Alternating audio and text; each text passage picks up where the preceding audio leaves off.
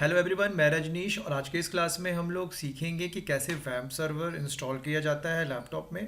मैंने अपने प्रीवियस वाले वीडियो में पीएचपी इंट्रोडक्शन के बारे में और उसकी कुछ सर्विसेज के बारे में और साथ ही साथ मैंने क्लाइंट सर्वर मॉडल समझाया था जहाँ पे मैंने वैम्प सर्वर को इंट्रोड्यूस किया था। ओके, तो स्टूडेंट तो काफ़ी कंफ्यूज हो गए होंगे कि लाइक कैसे ये सर्वर काम कर रहा है, ये लोकल सर्वर क्या है। ओके, और मतलब क्या हमें अलग से कोई वेबसाइट परचेस करना पड़ेगा, यानी कि कोई वेब होस्टिंग परचेस करना पड़ेगा। तो ये सारी चीज़ों जो जो डाउट्स होती है, ये सारी डाउट्स इस लेक्चर में बिल्कुल क्लियर हो जाएंगी आपकी। ओके, तो सबसे पहला पहला चीज़ कि ये जो सर्वर टर्म मैंने प्रीवियस लेक्चर में यूज़ किया था, एग्जैक्टली वहाँ पर मैंने एक अपाची सर्वर का इस्तेमाल किया था, वर्ड का। तो देखिए, आपको एक एप्लीकेशन इंस्टॉल करना पड़ेगा अपने लैपटॉप में अगर आप PHP MySQL बेस्ड कोई वेब एप्लीकेशन डेवलप करना चाहते हैं या आप उसे सीखना चाहते हैं कैसे बनाया जाता है। तो आपको नेट से बहुत सारे एप्लीकेशंस मिल जाएंगे, जिसमें से कुछ वेब एप्लीकेशन जो है, जैसे कि कुछ वेब सर्वर में आपका आता है एक वैम्प, काफ़ी फेमस ये एप्लीकेशन है। आप इसे इंस्टॉल कर सकते हैं अपने लैपटॉप में। वैम्प है विंडोज़ यूज़र के लिए, मैम्प है मैक यूज़र के लिए, और लैम्प है लिनक्स यूज़र के लिए, और जैम्प है। ओके, यहाँ पे एक्स्ट्रा पी लगा हुआ है। वैम्प का एक्चुअली फुल फॉर्म होता है Windows, W stands for Windows, A Apache, M my S Q L, और P for P H P. Okay, और मैम्प में ये मैक यूज़र के लिए है, तो यहाँ पे मैक हो गया, ये लिनक्स हो गया, और ये क्रॉस प्लेटफॉर्म के लिए, यानी कि आप इसमें अलग अलग प्लेटफॉर्म में इसका यूज़ कर सकते हैं। ठीक है, तो सबका अपना अपना एडवांटेजेस है। तो हम लोग ये सीखेंगे कि वैम सर्वर कैसे इंस्टॉल करना है। तो इंस्टॉल करने से पहले हम ये जानेंगे कि ये है क्या। बेसिकली ये एक एप्लीकेशन है। ओके, एक ऐसा एप्लीकेशन जो आप अगर इंस्टॉल कर लेते हैं इस एप्लीकेशन को, तो इसके अंदर बहुत सारी और भी एप्लीकेशंस इंटीग्रेटेड हो हैं। ठीक है, जैसे कि अपाची अपाची वेब सर्वर है। ठीक है, जिसका काम होता है H T T P request लेना और HTTP रिस्पॉन्स देना, और भी इसके कुछ टेक्निकल वर्क होते हैं, जैसे कि डायरेक्टरी में फाइल को सर्च करना, फिर किसे देना है, PHP को देना है या डायरेक्ट सेंड कर देना है क्लाइंट के पास। ये सारी चीज़ों का डिसीजन वह लेता है अपाची। उसके बाद हमारा इसमें क्या हो गया, M for my S Q L. आपको यहाँ पे माई एस क्यू एल मिल जाएगा। साथ में से आपको मारिया DB करके डेटाबेस है, वो मिल जाता है आपको। ठीक है, DB मतलब डेटाबेस, माई एस क्यू एल डेटाबेस है, ये भी डेटाबेस है। साथ में आपको मिलेगा PHP इंटरप्रेटर। देखिए ये सब क्या है, ये जो मैं लिख रहा हूँ यहाँ पे, कोई भी चीज़ इंस्टॉल करने से पहले उसके बारे में थोड़ा नॉलेज होना चाहिए। और इसमें आपको PHP माई एडमिन मिल जाएगा। देखिए मेरे लैपटॉप में ऑलरेडी यहाँ पर देखिए इंस्टॉल्ड है, ये जो ग्रीन कलर का सिंबल दिख रहा है यहाँ पर देखिए, ये मैंने जब इंस्टॉल किया था तो मुझे यहाँ पे देखिए मारिया DB, माई SQL, PHP, अपाची, PHP माई एडमिन। ओके, तो जो सबसे लेटेस्ट वर्जन है वही मैंने इंस्टॉल किया था, तो उसके साथ में जो ये लेटेस्ट फीचर्स हैं सर्विसेज, वो ऑटोमेटिकली लेटेस्ट ही इंस्टॉल्ड होंगे।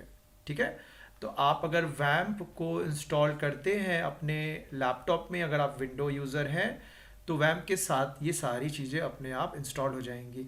अगर आप चाहें तो वैम्प न इंस्टॉल करके आप अपाची को अलग से इंस्टॉल करिए, माई एसक्यूएल को अलग से करिए, PHP को अलग से करिए, फिर माई एडमिन जो है उसका उसे अलग से करिए। PHP माई एडमिन बेसिकली एक एप्लीकेशन होता है जो डेटाबेस को मैनेज करता है। ठीक है, डेटाबेस को मैनेज करने का काम मतलब डेटाबेस क्रिएट करना, उसमें टेबल बनाना। आप वहाँ पर जाकर अपने MySQL के प्रोग्राम को लिख सकते हैं, रन करा सकते हैं, अपना टेबल बना सकते हैं। तो ये बड़े काम की चीज़ है PHP माई एडमिन। ओके, और ये बहुत ही फेमस एप्लीकेशन है। जो डेवलपर्स जो वेबसाइट्स बनाते हैं उनको ये काफ़ी हेल्प करता है डेटाबेस को मैनेज करने में। ठीक है, और MySQL जो है वो एक्चुअली में ये बैकग्राउंड में काम करता है पीएचपी माई एडमिन के लिए। अगर वो नहीं होगा, MariaDB नहीं होगा, तो पीएचपी माई एडमिन कुछ नहीं कर सकता। एक्चुअली में एक इंटरफेस की तरह होता है। क्लियर? और पीएचपी इंटरप्रेटर ये एकदम उसी तरीके का है जैसे सी कंपाइलर होता है। ठीक है, जैसे सी के कंपाइलर आपको पता होगा, जीसीसी। ठीक है, ये कंपाइलर का काम होता है सी प्रोग्राम को कंपाइल करना, तो पीएचपी इंटरप्रेटर का काम होता है पीएचपी फाइल को इंटरप्रेट करना। और अपाची वेब सर्वर का काम होता है रिक्वेस्ट लेना, रिस्पॉन्स देना, रिक्वेस्ट रिसीव करना और रिस्पॉन्स देना। HTTP टाइप के जो रिक्वेस्ट रिस्पॉन्स होते हैं उनको ये मैनेज करता है। ठीक है, तो ये सारी जानकारी मैंने आपको वैम्प सर्वर के बारे में दे दिया। अब ये वैम्प को भी हम लोग सर्वर ही बोल रहे हैं क्योंकि एग्जैक्टली हम लोग उसी को इंस्टॉल करने वाले हैं अपने लैपटॉप में। ठीक है, तो वैम को इंस्टॉल करने से हमारा सारा काम बहुत आसानी से हो जाता है। यही एक रीज़न है कि हम लोग वैम्प इंस्टॉल करके अपना काम करते हैं। नहीं तो हमें सारी चीज़ों को अलग अलग इंस्टॉल करके करने में बहुत दिक्कतें आती हैं, बहुत सारा कॉन्फ़िगरेशन करना पड़ता है। इससे इससे ये बहुत ही एक लेंदी टास्क हो जाता है। क्लियर? तो देखिए, मेरे लैपटॉप में ऑलरेडी इंस्टॉल्ड है। अब मैं आपको बताऊंगा कि कैसे इसे इंस्टॉल करना है और किस साइट में जाकर इंस्टॉल करना है। तो सबसे पहले मैं अपने लैपटॉप को इंटरनेट से कनेक्ट कर दे रहा हूँ। जैसे ये कनेक्ट होगा, अब ये एक क्लाइंट मशीन बन जाएगा। ठीक है, नई क्लाइंट मशीन ये बन चुका है मेरा लैपटॉप। अब मैं यहाँ जाकर कोई भी वेबसाइट के लिए रिक्वेस्ट कर सकता हूँ। मैं यहाँ पे जाकर, आप लोग को स्क्रीन पे दिख नहीं रहा होगा, मुझे थोड़ा छोटा कर देता हूँ इसको। एक सेकेंड।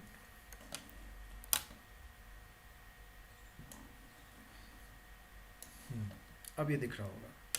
मुझे करना कुछ नहीं, यहाँ लिखना है बस download vamp server for 64 bit या 32 बिट, जो भी है आपका सिस्टम का कॉन्फ़िगरेशन, उसके हिसाब से आप डाउनलोड सर्च की डालिए।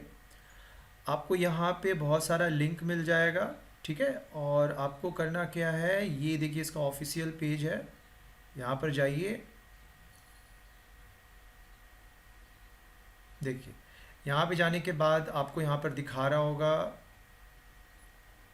ये नीचे जाना है हमें, और ये देखिए यहाँ पर वैम्प सर्वर 64 बिट्स 3.2.0। यहाँ पर नीचे में देखिए क्या लिखा हुआ है। अगर आप वैम्प सर्वर का ये वर्ज़न है 3.2.0, क्योंकि वैम्प सर्वर भी तो अपडेट होता रहता है, और उसके अंदर जो अपाची है उसका वर्ज़न है 2.4.41। पीएचपी का है, पीएचपी के बहुत सारे वर्ज़न को ये सपोर्ट करता है, इसलिए 5.6.40, 7.3.12, 7.4.0 जो कि लेटेस्ट वर्ज़न है। MariaDB का जो लेटेस्ट है 10.4, 10.3। पीएचपी माई एडमिन का जो लेटेस्ट वर्ज़न है वो पीएचपी, और यहाँ पर MySQL का देखिए नीचे में दिया होगा। इस तरह से ये सारी चीज़ें आप इंस्टॉल करने वाले हैं अगर आप वैम्प सर्वर इंस्टॉल करते हैं तो। ठीक है, मैं इस पर क्लिक कर रहा हूँ, तो यहाँ पर ये मुझे बहुत सारी चीज़ें बोल रहा है इनपुट करने के लिए। तो मैं एक काम करता हूँ, यहाँ पर डायरेक्टली क्लिक करता हूँ, तो ये आप रीडायरेक्ट हो जाएंगे sourceforge.net वेबसाइट पे। यहाँ पे जाने के बाद आपको देखिए ये मिलेगा डाउनलोड लेटेस्ट वर्ज़न। यहाँ पर जाकर आप क्लिक करिए। जैसे आप इसे क्लिक करेंगे, कुछ ही देर में ये डाउनलोड होना शुरू हो जाएगा। ठीक है, मेरा ऑलरेडी डाउनलोडेड है। मैंने अभी कुछ दिन पहले ही ये बनाने के लिए वीडियो ट्यूटोरियल मैंने डाउनलोड किया था। इसे लगेगा लगभग 40 मिनट्स, ऑलमोस्ट आधे घंटे में भी हो जाएगा ये। तो मैं एक काम करता हूँ, ये तो डाउनलोड ही होगा इसी तरीके से, तो मैं इसे अभी के लिए पॉज कर देता हूँ और ये डाउनलोड हो जाएगा। यहाँ से कोई भी दिक्कत आपको नहीं आने वाली है। डाउनलोड हो जाने के बाद अगर मैं जहाँ पे मेरा सारा डाउनलोडेड इन्फॉर्मेशन है वहाँ पे मैं जाता हूँ पहले। यहाँ पे मैं तो क्योंकि उसे पॉज कर दिया हूँ इसलिए यहाँ पर वो नहीं है। मैंने वैम्प सर्वर अपना डाउनलोड करने के बाद उसे एक्चुअली ट्रांसफ़र कर दिया था दूसरे ड्राइव सॉफ्टवेयर्स। ये देखिए, ये वैम्प सर्वर। जैसे ही आप इस पर, आपको करना कुछ नहीं है, यहाँ पे सिंपली इसे सिर्फ इंस्टॉल कर देना है अपने लैपटॉप के अंदर। ओके, जैसे ही आप इसे इंस्टॉल करेंगे तो ये काम बहुत आसान है। प्रॉब्लम होता है इंस्टॉलेशन के बाद, जो कि मैं आप लोगों को बताऊंगा। इस पे करना कुछ नहीं है, इसे बस आप डबल क्लिक करिए और धीरे से जो भी चीज़ें यहाँ पे ओपन होने वाली हैं उन्हें आपको बस ओके ओके करते जाना है।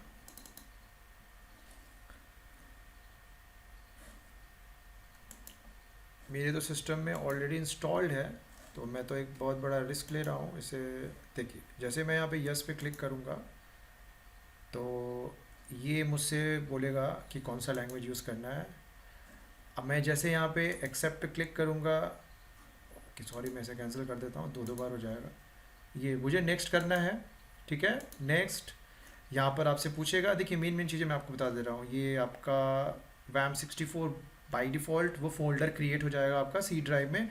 आप यहाँ जाकर अपनी डायरेक्टरी को चेंज कर सकते हैं, ठीक है। फिर आप नेक्स्ट करिएगा तो यहाँ पे बोल रहा है कि द फोल्डर, मतलब सी ड्राइव में WAM64 करके एक फोल्डर ऑलरेडी एग्जिस्ट कर रहा है। Would you like to install to that folder anyway. मैं बोल दे रहा हूँ नो, और मैं अभी के लिए फ़िलहाल यहाँ पर कैंसिल कर दे रहा हूँ, और ये प्रोसेस करके आपको उसे इंस्टॉल करना है। क्लियर, ठीक है। तो मैं इसे यहाँ पे भी सेटअप कैंसिल कर दिया। तो ये ज़्यादा से ज़्यादा आपको 10 से 15 मिनट लगेगा इंस्टॉल करने में, वो आपके लैपटॉप की स्पीड के ऊपर डिपेंड करता है। तो यहाँ पर मैं अपना सी ड्राइव ओपन कर रहा हूँ। ये आप अज्यूम करिए कि मेरा ये इंस्टॉल्ड हो चुका है, क्योंकि देखिए प्रॉब्लम इंस्टॉलेशन के बाद अराइज होता है, इंस्टॉलेशन के बाद कुछ प्रॉब्लम नहीं अराइज होता। ये बहुत ही छोटा मोटा काम है, इसे आप आराम से कर सकते हैं। ये WAM64 के अंदर ही मेरा सारा काम धाम हमको करना है। और इसके अंदर जो सबसे इम्पोर्टेंट फोल्डर है वो है आपका, जिसमें कि आप वर्क करेंगे। इम्पोर्टेंट तो सब है यहाँ पे, ये WWW।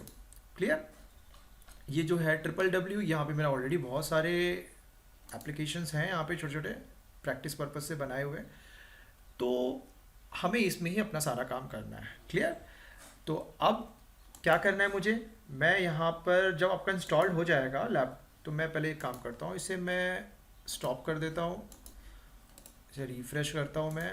जब आपका इंस्टॉल्ड हो जाएगा तो इस तरह से एक आइकन आपके डेस्कटॉप पे दिखाई देगा, ठीक है। अगर मान लीजिए नहीं दिखता है तो आप यहाँ पे सर्च कर लीजिएगा वैम्प करके सर्च बॉक्स में, तो आपको मिल जाएगा। आपको इसे क्या करना है, इसे रन कराना है, और जैसे ही आप इसे रन ओके पे क्लिक करेंगे तो ये रन करेगा, और यहाँ पर आप देखिएगा उसका एक आइकन आ जाएगा इस तरह से रेड कलर का, फिर ये चेंज होगा ऑरेंज में, और फिर तुरंत ग्रीन कलर में चेंज हो जाएगा। ओके, अब मैं प्रॉब्लम बताता हूँ आप लोग की प्रॉब्लम क्या क्या होता है। प्रॉब्लम ये होता है कि बहुत बार ये आइकन चेंज नहीं होता है, हाँ थोड़ा टाइम ले लेता है, तो आप परेशान मत होइएगा। लेकिन परेशान होने की बात तब हो जाती है जब ये चेंज ही नहीं होगा। मतलब कि रेड कलर से ऑरेंज में आया, तो ऑरेंज में आने के बाद वो ऑरेंज ही रह गया, ऐसा बहुत बार होता है। तो उससे परेशान होने का ज़रूरत नहीं, आप उसमें भी काम कर सकते हैं अपना। क्योंकि देखिए आपको काम करने के लिए क्या चाहिए कि आपका ये काम करना चाहिए, अपाची PHP इंटरप्रेटर। तो अपाची और PHP इंटरप्रेटर डेफिनेटली वर्क करेगा ही करेगा। ये MariaDB और MySQL में से कभी कभी क्या होता है कि कोई कोई सर्विस रन नहीं करता है प्रॉपर तरीके से, कोई दिक्कत आ जाती है किसी सेटिंग्स में, तो लेकिन इसमें से यूजली एक आपका डेफिनेटली काम करेगा, ठीक है। ऐसा होता है कि आपका एक ही इसमें से प्रॉब्लम क्रिएट करता है, दोनों अगर क्रिएट कर रहा है तो इसका मतलब कोई पोर्ट का इश्यू हुआ है। क्लियर, तो मैं यहाँ पे कुछ चीज़ें इश्यूज मैं दिखाऊंगा क्या इश्यूज होता है। जैसे सपोज करिए कि मान लीजिए आप अपने लैपटॉप में और भी दूसरे प्रोग्रामिंग लैंग्वेजेस रन करा रहे हैं, जैसे जावा का एडवांस जावा सीख रहे हैं, JSP और सर्वलेट। उसके लिए आपने कोई IDE यूज़ किया है, जैसे कि मैंने यहाँ पे यूज़ किया है नेटबीन्स, या अपाची वाला भी नेटबीन्स है जो उसी का अपडेटेड वर्जन है। तो यहाँ पर इसके अंदर भी एक वेब सर्वर है, उसका नाम है ग्लास फिश। ओके, तो वो जो ग्लास फिश वेब सर्वर है वो एक पोर्ट, देखिए वेब सर्वर एक पोर्ट पे रन करता है, ठीक है। अगर वो पोर्ट पे, जिस पोर्ट पे रन कर रहा है और उसी पोर्ट पे आपका ये जो अपाची वेब सर्वर है वो भी कॉन्फ़िगरेट किया हुआ है, तब प्रॉब्लम हो जाएगा, ठीक है। तो हमें क्या करना होता है ऐसे सिचुएशन में, हमें पोर्ट को चेंज करना होता है। जैसे मैं आपको दिखाता हूँ, मैं अपना ये ब्राउज़र ओपन कर रहा हूँ, ठीक है। और यहाँ पर देखिए मैं लिखूँगा, जैसे आपका इंस्टॉल जब हो जाएगा तो आपको क्या करना है, आपको ब्राउज़र खोलना है, आपको लिखना है लोकल होस्ट, ठीक है। जैसे आप लोकल होस्ट लिखेंगे तो आपका एकदम लेफ्ट कॉर्नर में ये जो वैम्प सर्वर का जो लोगो है वो दिखेगा। साथ ही साथ जैसे मान लीजिए मैंने सिर्फ लोकल होस्ट लिखा, हाँ, सिर्फ लोकल होस्ट लिखिएगा और एंटर मार दीजिएगा। जैसे ही आप एंटर मारेंगे तो आपको एक पेज मिलेगा। अभी देखिए यहाँ पर मुझे पेज नहीं मिल रहा है, बाई डिफ़ॉल्ट 8080 पे होता है, ठीक है। बट मैंने अपना जाकर पोर्ट चेंज किया था क्योंकि मेरा कुछ पोर्ट का इश्यूज अराइज हो रहा था, इसलिए यहाँ पर ये हिट नहीं किया, जो इसका होम पेज है वो नहीं खुला। तो मैं यहाँ पर उस पोर्ट को मेंशन कर दूंगा। 8282 अगर है कोई और आपने पोर्ट लिया तो आपको वो मेंशन करना पड़ेगा। अगर आपका पोर्ट 8080 है तो उसे आपको मेंशन करने का ज़रूरत नहीं है, वो बाय डिफ़ॉल्ट वो उस पोर्ट पे पोर्ट को एक्सेस कर लेगा। तो ये जैसे मैंने देखिए 828 लिखा तो ये आ गया, ठीक है। ये मेरा क्या है, ये होम पेज है। यहाँ अगर ये खुल रहा है इसका मतलब कि आपका सारा चीज़ सही है। देखिए यहाँ पे लिखा है पोर्ट डिफाइंड फॉर अपाची 8282। तो ये पोर्ट मैंने चेंज कैसे किया, ये पोर्ट मैंने चेंज किया जब यहाँ पर जैसे मान लीजिए इसके पहले जो इश्यूज़ हो रहा था, अगर वो उस तरह का कोई इश्यू अराइज होता, आपका पेज ही नहीं खुल रहा है, इंस्टॉल करने के बाद बहुत लोगों को दिक्कत आता है, पेज नहीं खुलता है क्योंकि उस पोर्ट पे कोई और सर्विस रन करती रहती है, ठीक है। तो यहाँ पर जाना है आपको, अपाची में जाइएगा और अपाची में जाने के बाद ये देखिए httpd.configuration फाइल, इसे खोलिएगा। जैसे आप इसे ओपन करेंगे, आपके पास अगर नोटपैड प्लस प्लस है तो नोटपैड प्लस प्लस में ओपन हो जाएगा। देखिए यहाँ पे जाने के बाद आपको क्या करना है, कंट्रोल F दबाइएगा और सीधा आप यहाँ पे लिखिएगा port, okay, port, find next पे क्लिक करिएगा, आपको पोर्ट मिल जाएगा, ओके। तो यहाँ पर देखिए, ये देख रहे हैं लिसन, यहाँ पे लिखा हुआ है 8282।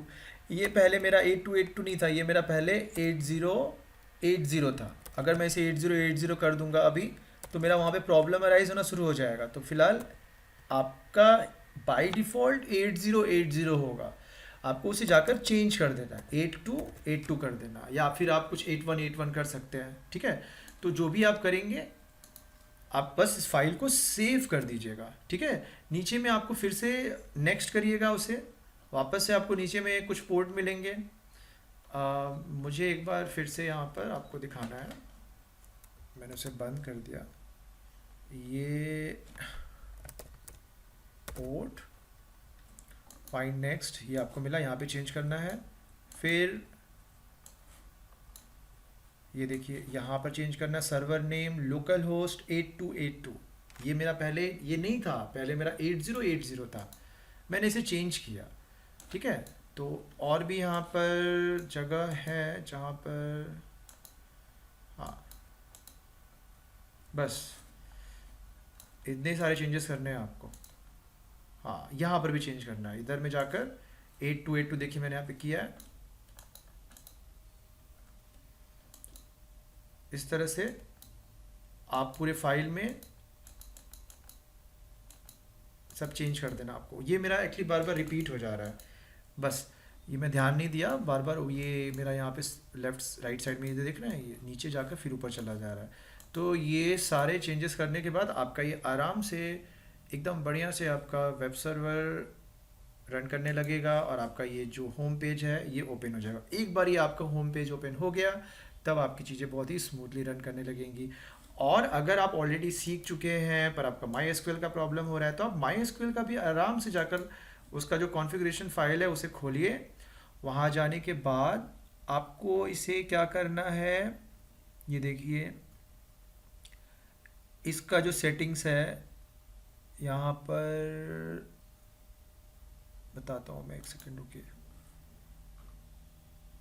ये यहाँ पर भी जाके आपको देखिए मैंने यहाँ पे चेंज किया था 3308, इसमें भी मेरा प्रॉब्लम हो रहा था क्योंकि मेरा ऑलरेडी एक दूसरा माई एसक्यूएल का एप्लीकेशन रन कर रहा था, मतलब सॉफ्टवेयर मैंने इंस्टॉल किया था पहले, वो 3306 पे रन कर रहा था और ये मेरा 3306 यहाँ पर था। मैंने इसे चेंज किया तब मेरा माई एसक्यूएल काम करना शुरू किया, नहीं तो ये बहुत दिक्कत हुई थी मुझे काम करने में। तो ये सब प्रॉब्लम्स हैं जो मैं आपको बता रहा हूँ, जो यूजुअली बताता नहीं है कोई। इंस्टॉलेशन का प्रोसेस डाउनलोड करके दिखा देना, ठीक है, लेकिन जो प्रॉब्लम बाद में होगा वो आपको बताना ज़रूरी है। तो ये आपको वहाँ पर ये भी हो सकता है कि आपका माई एसक्यूएल का पहले से कोई वर्जन इंस्टॉल्ड है, आपने दोबारा वैम्प सर्वर इंस्टॉल किया तो फिर दिक्कत आ जाती है क्योंकि वो उसको ऑक्यूपाई करके रखता है। जो पहले वाला है माई एसक्यूएल वो उसको 3306 पोर्ट नंबर को ऑक्यूपाई करके रखता है। तो आपका जो वैम के अंदर जो माई एसक्यूएल है वो रन नहीं करेगा, वो फिर दिक्कत अराइज हो जाती है आपकी। ठीक है, तो ये सारी चीज़ें जो प्रॉब्लम्स थी वो मैंने बताई आपको। अब हमें क्या करना है, सिंपली इसमें एक प्रोग्राम रन कराना है, पीएचपी का, समझना है कि ये काम कैसे करता है। तो देखिए आप यहाँ पर जो देख रहे हैं ये क्या है, ये लोकल होस्ट है। ठीक है, लोकल होस्ट का मतलब क्या हुआ, अगर आपको कोई वेबसाइट बनाना है, सपोज करिए आप कोई वेबसाइट बना रहे हैं, तो डेफिनेटली आप उसके अंदर बहुत सारे फाइल्स होंगे आपके। मान लीजिए आपने कोई फोल्डर बनाया कि my website, my web shop, okay. अब इस पर्टिकुलर फोल्डर के अंदर बहुत सारी फाइल्स हैं, हाँ, उसमें भी कुछ कुछ फोल्डर्स हैं, जैसे इमेजेस हैं, इमेजेस में आपने बहुत सारे इमेजेस रखे हैं, और सीएसएस का कोई फोल्डर है जिसके अंदर आपने बहुत सारा फाइल सीएसएस का रखा हुआ है, जावास्क्रिप्ट का फोल्डर है, इसके अंदर बहुत सारा फाइल है, और उसके बाद आपके कुछ पीएचपी के पेजेस हैं, ओके। तो मान लीजिए पीएचपी का पेज है आपका index.php, हाँ। तो अब देखिए, अगर ये बनाने के बाद index.php है, validation.php है, हाँ, view.php है, ये सब फाइल्स हैं। तो इसे रन कराने के लिए हमको एक सर्वर की ज़रूरत पड़ती है। तो उसके लिए क्या करना है, हमें अलग से तो कुछ परचेस नहीं करना है। ऐसा तो नहीं कि हम जाएंगे गोडैडी में जाकर हम अब कोई वेबसाइट खरीदेंगे, कोई डोमेन परचेस करेंगे, हाँ, कोई वेब होस्टिंग खरीदेंगे, क्योंकि आपको अपने वेबसाइट को रन कराने के लिए दो चीज़ें चाहिए, आपको डोमेन चाहिए xyz.com, और आपको क्या चाहिए, एक वेब होस्टिंग। जैसे मान लीजिए आपने एक परचेस कर लिया www.sstechnogyaan.com, ओके, ये मेरी वेबसाइट है sstechnogyaan.com। यहाँ पर आपने डोमेन मान लीजिए परचेस कर लिया। अब इस डोमेन पर ही आपका एक रूट डायरेक्टरी बन जाएगा, जहाँ पर कि आप जो भी फोल्डर अपने क्रिएट करेंगे वो सब इसी के अंदर आएगा। ठीक है, वहाँ पर एक रूट डायरेक्टरी होता है वहाँ पे। तो ये करना, और उसके बाद फिर वेब होस्टिंग परचेस करना, वेब होस्ट ये तो बहुत कॉस्टली पड़ जाएगा आपका, इसका 800 रुपये लग जाएगा आपका, ये इसका मिनिमम आपका 2500 तक चार्ज लग जाएगा। तो आप इतना रुपया खर्चा करके तो अपना वेबसाइट का प्रैक्टिस तो नहीं करेंगे। आप चाहेंगे कि हम इसे किसी लोकल सर्वर में रन कराएं, जिसके लिए जिसके लिए आपको बिल्कुल कोई पैसा ना देना पड़े। ये काम आप कर सकें, उसके लिए आपको लोकल होस्ट प्रोवाइड किया गया है। आपको ये डोमेन परचेस नहीं करना पड़ेगा, आपके पास एक लोकल होस्ट रहेगा। उस लोकल होस्ट में आप अपना जो भी आपका ये पेजेस हैं, फाइल्स हैं, वो सब आप रन करा सकते हैं। ठीक है, तो अगर आप ये चीज़ खरीदेंगे तो ये तो किसी दूसरे मशीन में रन कर रहा है, ठीक है, किसी और सर्वर में रन कर रहा है, और ये इंटरनेट के थ्रू दुनिया का कोई भी इंसान आपके उस पर्टिकुलर पेज को, जो कि आप प्रैक्टिस पर्पस के लिए बना रहे हैं, उसे एक्सेस कर सकता है, बहुत आराम से एक्सेस कर सकता है। ठीक है, लेकिन आप अगर लोकल सर्वर में करेंगे तो वो जो लोकल सर्वर होगा वो आपके ही लैपटॉप में इंस्टॉल होगा, यानी जो आपका लैपटॉप है उसी लैपटॉप में ब्राउज़र भी है और उसी लैपटॉप में आपका सर्वर भी है। तो क्लाइंट और सर्वर दोनों तरीके से ये ब्राउज़र जो आपका लैपटॉप है वो बिहेव करेगा। एक समय में क्लाइंट रहेगा और एक समय में वो सर्वर की तरह काम करेगा। ठीक है, तो इसीलिए हम लोग इसको लोकल सर्वर बोलते हैं, क्योंकि ये हमारा ही लैपटॉप में इंस्टॉल्ड होता है। ठीक है, तो प्रैक्टिस के लिए हमें इसे यूज़ करना पड़ता है। क्लियर, ये सारी चीज़ें मैंने बता दी, और अब हमें क्या करना है, हमें एक छोटा सा एग्जांपल लेके इसे रन कराना है। तो ये कैसे रन होगा, अब हमें क्या करना है, एक छोटा सा हम क्या करेंगे, एक नोटपैड प्लस प्लस अगर है आपके पास तो आप नोटपैड प्लस प्लस यूज़ कर सकते हैं, ये बेस्ट होगा आपके लिए। और भी बहुत सारे एडिटर हैं जिसका आप इस्तेमाल कर सकते हैं। विजुअल स्टूडियो का भी, आप माइक्रोसॉफ्ट विजुअल स्टूडियो का भी यूज़ कर सकते हैं। ठीक है, हमें यहाँ पे क्या करना है, एक PHP का कोड लिखना है। तो मैंने बताया था ये PHP का ये ओपन डेलिमीटर और ये क्लोज डेलिमीटर। क्लियर, तो यहाँ पर जाकर हमें कुछ नहीं, सिर्फ एक लिखना है मैसेज एको हेलो PHP। ठीक है, अब इसे सेव करेंगे। सेव करने के लिए हमें जहाँ पर हमारा वैम्प सर्वर इंस्टॉल्ड है, ये वैम्प 64 www के अंदर जाइए, यहाँ पर जाकर आप इसके अंदर अपना उस फाइल को सेव कर सकते हैं। तो जैसे कि यहाँ पे तो बहुत सारा फोल्डर ऑलरेडी क्रिएटेड है, तो मैं इसे बिना किसी फोल्डर के ही रन कराता हूँ। मैं इसका नाम दे देता हूँ इंडेक्स डॉट नहीं, होम पेज डॉट PHP। अब मैं इसे रन कराऊंगा, ठीक है। तो क्या करना है रन कराने के लिए, मैं टैब क्लोज कर देता हूँ, एकदम फ्रेश बताता हूँ। एक न्यू टैब बनाइए, वहाँ जाइए और सीधा लिखिए लोकल होस्ट। अगर आप पहले से रन करा चुके हैं एक बार तो 8282 अपने आप आ जाएगा, नहीं तो आपको मैन्युअली लिखना पड़ेगा। लोकल होस्ट लिखने के बाद ऐसे जाकर यहाँ पे लिखना है आपको 8282। उसके बाद वहाँ पर क्या लिखना है, क्या लिखा था मैंने, home page dot PHP।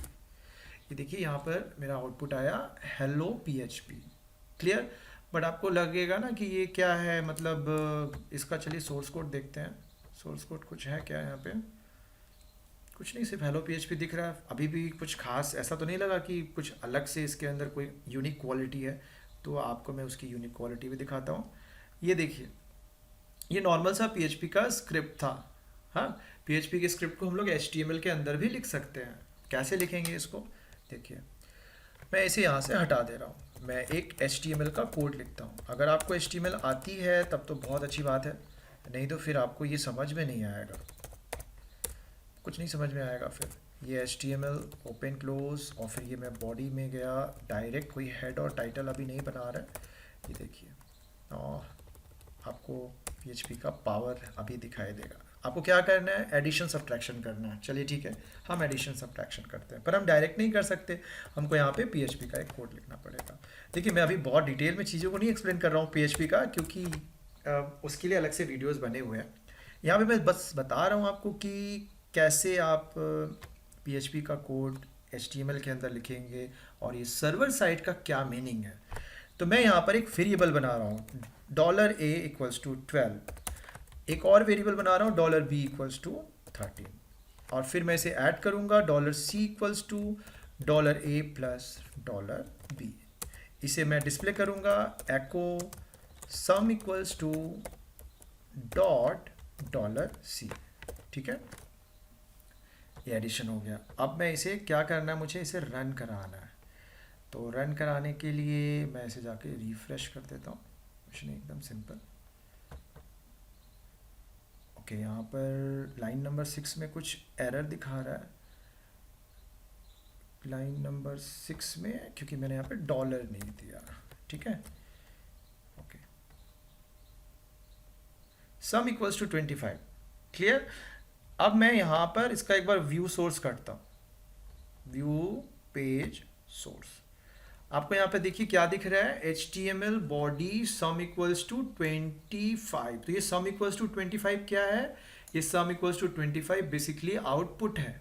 Okay, तो $a, $b, $c, वो $a+b, वो सब कहाँ गया, वो सब तो मुझे कुछ दिख ही नहीं रहा है यहाँ पर। तो चलिए अब आपको एक चीज़ और दिखाते हैं। मैं यहाँ पे मैसेज डिस्प्ले करूँगा कि इफ़ $c ग्रेटर देन 100, तब एको करो आई एम हैप्पी, एल्स एको करते हैं आई एम नॉट। एको होता है डिस्प्ले करने के लिए, I am not happy. Okay, अब मैं इसे रन कराता हूँ फिर से एक बार। पेज को जाके बस रिफ्रेश कर देना, ये देखिए यहाँ पे मैसेज आया sum=25, I am not happy, ये आया। चलिए इसका पेज देखते हैं, मतलब इस पेज का सोर्स कोड देखते हैं।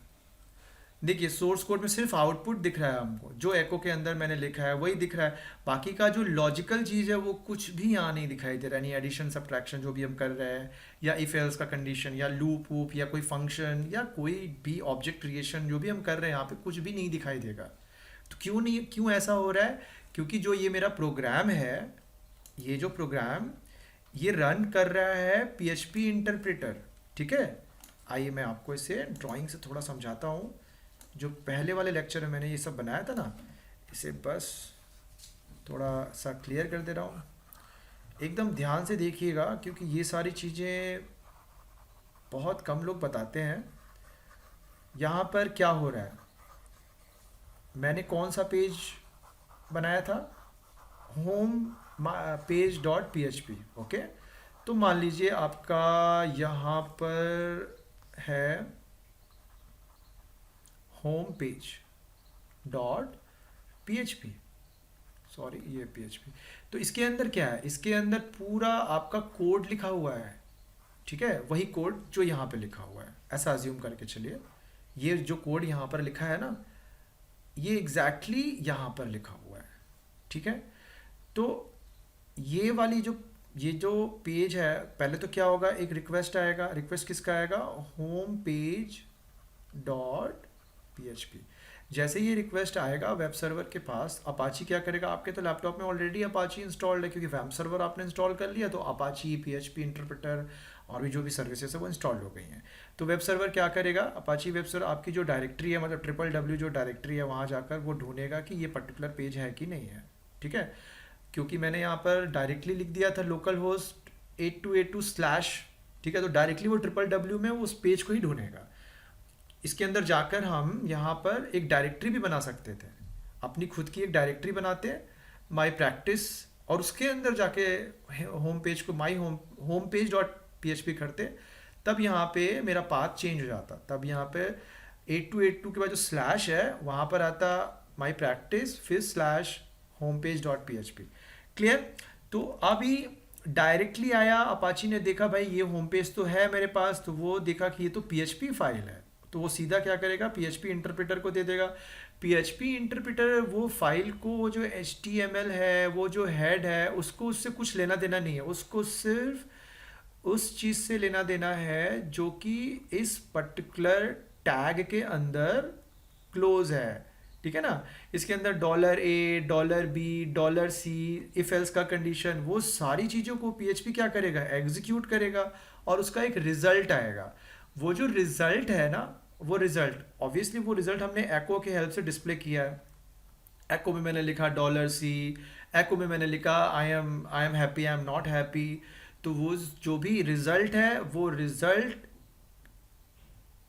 क्रिएट करेगा, मतलब जनरेट करेगा, और वो जो पेज है एक नया पेज यहाँ पे क्रिएट होगा, इसी को बोलते हैं डायनामिक कंटेंट। और वो जो पेज है इसके पास जाएगा, अपाची के पास, वही सेम पेज आपका home page dot H T M L, और फिर अपाची क्या करेगा, उसको रिस्पॉन्स में सेंड कर देगा ब्राउज़र के पास। जब ब्राउज़र मतलब क्लाइंट के पास, और क्लाइंट मान लीजिए क्रोम ब्राउज़र है, तो क्रोम क्या करेगा, उस पर्टिकुलर फाइल को रेंडर कर देगा, उसको dot H T M L, sorry ये dot H T M L नहीं है, ये डॉट पी एच पी है, वो इसके अंदर का जो कंटेंट है उसको वो रेंडर करेगा, मतलब उसे एग्जीक्यूट करेगा, और आपको रिजल्ट मिल जाएगा। तो रिजल्ट जो आपको मिला वो क्या था, वो सिर्फ आउटपुट था, यानी कि सम इक्वल्स टू जो आया वो था। पर $A, $B वो सारी चीज़ें जो हैं वो सर्वर में ही रह गई, सर्वर ने क्योंकि उसे सेंड ही नहीं किया, ठीक है। तो ये हुआ फ़ायदा सर्वर साइड स्क्रिप्टिंग लैंग्वेज का। आपका जो प्रोग्राम है वो सिक्योर्ड रहेगा सर्वर के अंदर, उसे कोई क्लाइंट मशीन में रिट्रीव नहीं कर पाएगा, ठीक है। तो एक सिक्योरिटी के लिहाज से भी आपका PHP यहाँ पर काफ़ी अच्छा रोल प्ले कर रहा है। कोई भी सर्वर साइड स्क्रिप्टिंग लैंग्वेज में काफ़ी अच्छी सिक्योरिटी होती है, ठीक है। तो ये था पूरा डिटेल कि कैसे हमको प्रोग्राम रन कराना है लोकल होस्ट में जाकर, ये सारी चीज़ें मैंने बता दी। अगर आपको कोई फोल्डर क्रिएट करना है तो आप इसे जाकर वापस से, अगर मैं बोलूँ तो चलिए मैं इसे सेव कर देता हूँ एक बार, सेव एज।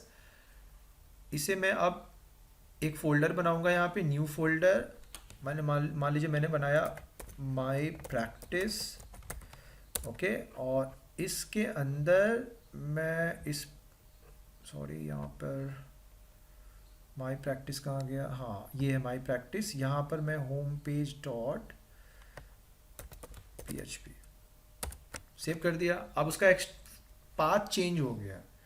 अब मैं अगर इसे रन कराऊंगा तो ये तो रन करेगा, क्योंकि ये दो पेज है।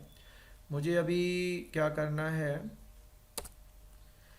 यहाँ पर इसको चेंज करना है, ठीक है। तो मैं यहाँ पे लिखता हूँ local host my practice slash home home page dot P H P, देखिए वही आपका आउटपुट यहाँ पे आ गया। क्लियर। अच्छा, एक फ़ायदा, मैं index dot P H P एक बार लिख रहा था अपने वीडियो में, तो चेंज कर दिया, तो मैं आपको उसका एक फ़ायदा दिखाता हूँ। देखिए ये मैं यहाँ पे कर दिया और मैं इसका नाम रखूँगा index dot P H P. Index dot P H P, index dot P H P रखने से क्या फ़ायदा होगा कि आपको इंडेक्स लिखना नहीं पड़ेगा, वो बाई डिफ़ॉल्ट इंडेक्स को एक्सेस कर लेगा। जैसे ही उस फोल्डर का आप नाम देंगे, मैं यहाँ पे कुछ नहीं दूंगा, बस सीधा यहाँ पे दे रहा हूँ माई प्रैक्टिस। ये देखिए माई प्रैक्टिस के बाद क्या कोई पेज है, आपको कोई पेज दिखाई दे रहा है? नहीं, कोई पेज नहीं दिखाई दे रहा है। तो ये पेज है क्या है? वही index dot P H P. मैं यहाँ पे कुछ चेंज, कंटेंट चेंज कर देता हूँ। मैं यहाँ पे बॉडी के अंदर HTML का कोड यहाँ पे डाल देता हूँ, H1 hello PHP। ओके, ये मैंने कुछ सेटिंग्स चेंज की थी, उससे कुछ प्रॉब्लम हुआ था, बाद में मैं इसे सही कर दूंगा। अब मैं इसे एक बार रिफ्रेश करता हूँ, ये देखिए हेलो PHP। ये क्या हुआ, यहाँ पे तो index dot P H P नहीं है, बट है, क्योंकि अगर आप index dot P H P नाम देते हैं तो वो उसको एक्सेस करने के लिए आपको लिखना नहीं पड़ेगा। आप लिख भी सकते हैं, कोई प्रॉब्लम नहीं, पर आप नहीं लिखेंगे तो बाय डिफ़ॉल्ट वही पेज खुलेगा। बहुत सारा आप वेबसाइट जब खोलते हैं, आप देखिए जब आप सिर्फ www.xyz.com करते हैं तो सिर्फ .com ही दिखता है वहाँ पे, ठीक है। उसका कोई बगल में कोई, जैसे मैं यहाँ पे लिखता हूँ, मैं तो बहुत दिनों से इसे यूज़ नहीं किया हूँ, facebook.com। ये देखिए यहाँ पर facebook.com है, बट क्या यहाँ पे कोई ऐसा कोई फाइल का नाम तो नहीं है कुछ इंडेक्स डॉट समथिंग करके? हाँ, तो वो क्या है, वो आपका यही है, ये जो फाइल आपका index dot P H P होता है वही फाइल होता है। क्लियर। तो आज के इस वीडियो में इतना ही। अगर आपको मेरा ये वीडियो पसंद आया हो तो मेरे चैनल को सब्सक्राइब करिए, शेयर करिए अपने फ्रेंड्स में, लाइक करिए, आप उसमें कमेंट्स करिए। अगर कोई प्रॉब्लम है आपको मेरे वीडियो से रिलेटेड तो मैं डेफिनेटली आपका हेल्प करूँगा। आज के इस वीडियो में इतना ही। Thank you.